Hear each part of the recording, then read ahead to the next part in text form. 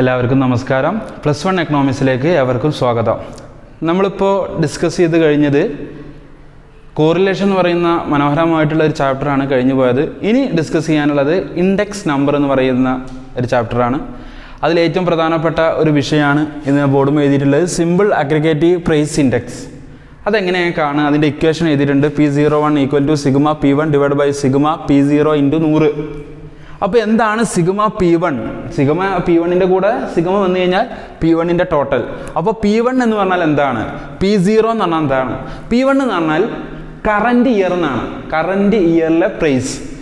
അപ്പോൾ തന്നെ P0 എന്ന് പറഞ്ഞാൽ ബേസ് ഇയറിലെ പ്രൈസ്. അപ്പോൾ P1 എന്ന് പറയുന്നത് ഇവിടെ 2000-ലെയും 2016-ലെയും പ്രൈസാണ് ഇവിടെ തന്നിട്ടുള്ളത്. ഈ രണ്ട് വർഷത്തിനെ സംബന്ധിച്ചിടത്തോളം കറൻറ്റ് ഇയർ എന്ന് പറഞ്ഞു കഴിഞ്ഞാൽ 2016 അപ്പോൾ കറൻറ്റ് ഇയറിനെ സൂചിപ്പിക്കുന്നത് P1 എന്നാണ്. അപ്പോൾ ബേസ് ഇയറിനെ സൂചിപ്പിക്കുന്നതാണ് P0 എന്ന് പറയുന്നത്. ഓക്കെ, അപ്പോൾ P0 എന്ന് പറഞ്ഞാൽ ബേസ് ഇയർ ആണ്, കറൻറ്റ് ഇയർ എന്ന് പറഞ്ഞാൽ P1 എന്നാണ്. അപ്പോൾ ഉദാഹരണത്തിന് 1997, 2025 ഇതിലെ കറൻറ്റ് ഇയർ ഏതാണ്? 2025 അഥവാ P1. 1997 എന്ന് പറയുന്നത് P0 ആണ്. ഓക്കെ, നിങ്ങൾ മനസ്സിലാകാൻ വേണ്ടിയിട്ട് ഇതിന് മാത്രം. അപ്പോൾ ഇങ്ങനെ ക്വസ്റ്റ്യൻ തന്നു കഴിഞ്ഞാൽ എങ്ങനെയാണ് സിമ്പിൾ അഗ്രിഗേറ്റീവ് പ്രൈസ് ഇൻഡെക്സ് ഉപയോഗപ്പെടുത്തിയിട്ട് എങ്ങനെ ചെയ്യുക എന്നുള്ളതാണ്. അപ്പോൾ എന്ത് ചെയ്യണം? സിഗ്മ P1 നമ്മൾ ടേബിൾ തയ്യാറാക്കിയിട്ടുള്ളത്. ഇത് സിഗ്മ P1 = ഇതിൻ്റെ ടോട്ടൽ കണ്ടു കഴിഞ്ഞാൽ എത്രയാണ് ടോട്ടൽ? 2060 എന്നാണ് ടോട്ടൽ. അപ്പോൾ ഇനി P0 സിഗ്മ അപ്പോൾ എത്രയായി? = 2060 / സിഗ്മ P0 എന്ന് പറഞ്ഞാൽ P0ൻ്റെ ടോട്ടൽ ഇത് എത്രയാണ്? സിഗ്മ P0 = 1760 ×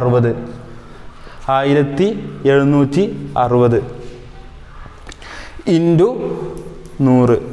= 2060 / 170 എന്ന് പറയുന്നത് 1760 എന്ന് പറയുന്നത് 1.17 ആണ്. ഇനി ഇൻറ്റു കൂടി കൂട്ടാണ്ട് × 100 = എത്രയായി? 117.05. അപ്പോൾ ഇതിൻ്റെ അർത്ഥം എന്താണ്? 117.5 എന്ന് പറഞ്ഞു കഴിഞ്ഞാൽ അഥവാ 17%.